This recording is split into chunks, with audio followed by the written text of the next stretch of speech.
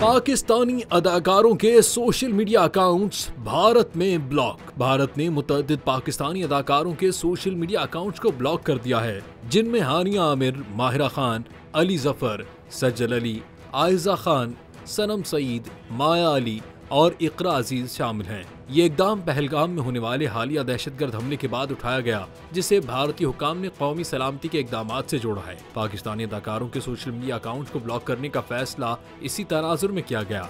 भारतीय सारिफीन को इन अकाउंट्स तक रसाई की कोशिश पर पैगाम मौसूल हो रहा है कि ये अकाउंट भारत में दस्तयाब नहीं है, क्योंकि हमने कानूनी दरखास्त के मुताबिक इस मवाद को महदूद कर दिया है। पहलगाम हमले के बाद हानिया आमिर, माहिरा खान, फवाद खान और दीगर पाकिस्तानी फनकारों ने इसकी मजम्मत की थी।